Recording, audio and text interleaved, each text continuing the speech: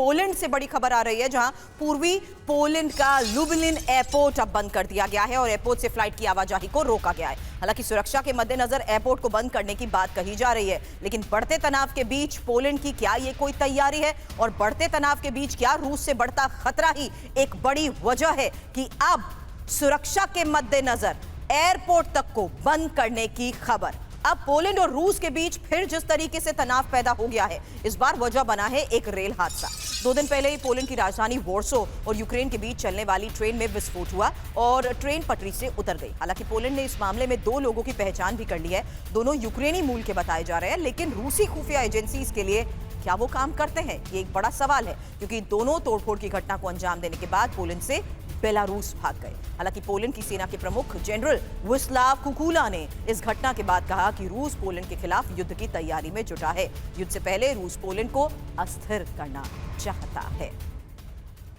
अब ईयू की विदेश नीति प्रमुख काजा कलास का बयान, कहा पोलैंड में ट्रेन धमाके के लिए मॉस्को दोषी, इसे एक्ट ऑफ वॉर माना जाए और तोड़फोड़ की यह हरकत बेहद गंभीर।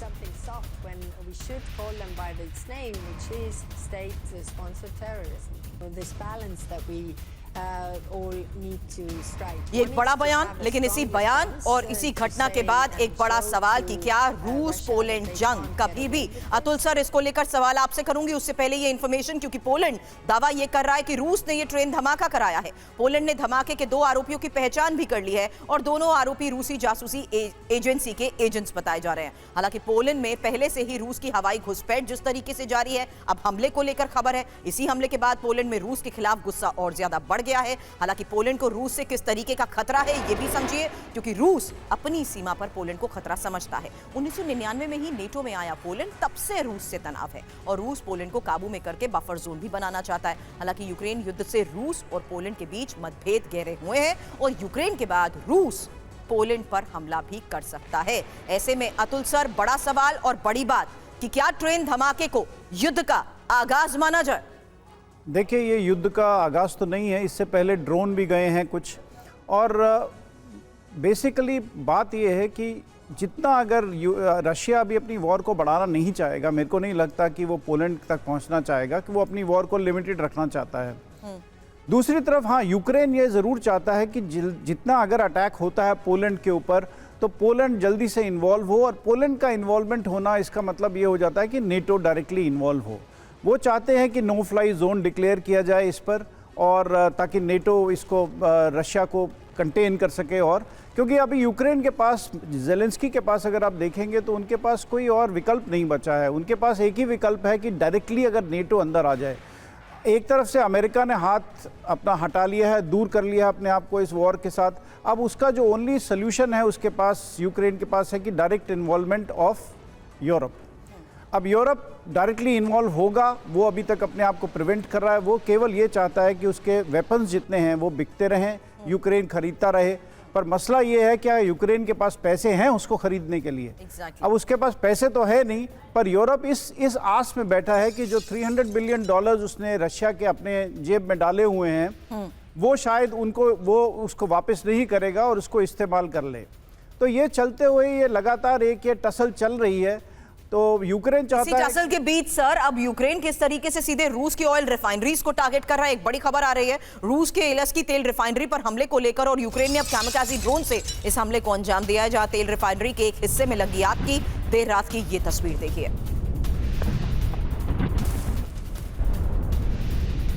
हाई वैल्यू टारगेट्स, जहां आपको बता दें कि अब तेल रिफाइनरी के साथ साथ क्रिमिया में रूसी पावर प्लांट पर अटैक को लेकर भी खबर है। साकी थर्मल पावर प्लांट पर यह हमला हुआ है और यूक्रेन ने पावर प्लांट पर ड्रोन से कैसे हमले को अंजाम दिया उसके बाद की ये तस्वीर देखिए, क्योंकि क्रिमिया के कई इलाकों में बिजली सप्लाई बंद।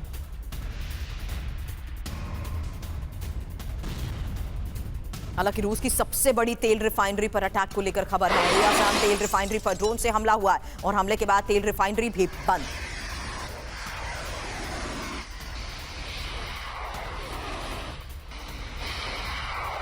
हालांकि यूक्रेन ने अब पिछले 24 घंटे के अंदर रूस में किस तरीके से एनर्जी इंफ्रास्ट्रक्चर को टारगेट किया है, इस बारे में एक्सपर्ट से सवाल करूं उससे पहले जानिए किस तरीके से रियाजान ऑयल रिफाइनरी जहां ड्रोन अटैक हुआ और अब फिलहाल इतनी तबाही मची कि रिफाइनरी बंद भी हो चुकी है। हालांकि इलस्की तेल रिफाइनरी जहां पर खबर है कि ड्रोन अटैक हुआ और एक हिस्से में आग लग गई, जबकि बिजली सप्लाई को बंद कर दिया गया क्योंकि क्रीमिया के थर्मल पावर प्लांट में कैमकाजी ड्रोन से अटैक किया गया। अब यही सवाल है चतुर्वेदी सर कि किस तरीके से हाई वैल्यू टारगेट्स को देखते हुए सीधे एनर्जी इंफ्रास्ट्रक्चर के साथ साथ ऑयल रिफाइनरीज को रूस पर यूक्रेन टारगेट कर रहा है। क्या अब उसके पास इन्हीं लॉन्ग रेंज मिसाइल्स की इजाजत अमेरिका से उसे मिल चुकी है कि वो सीधे अब मॉस्को के अंदर इन्हीं हाई वैल्यू टारगेट्स को भी हिट कर सके?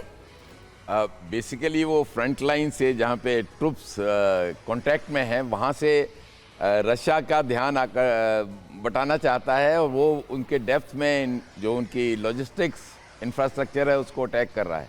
और बहुत आसान है क्योंकि वहाँ पे अनमेंड कॉम्बैट व्हीकल्स जाती हैं और कर देते हैं, इजी टारगेट्स हैं ये सब।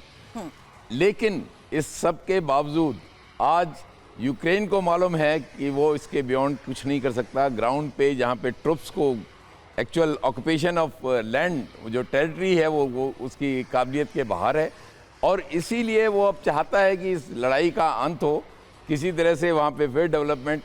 लेकिन रशिया नहीं छोड़ेगा, रशिया डेटरेंस इस्तेमाल करेगा जैसे पोलैंड के अगेंस्ट कर रहा है।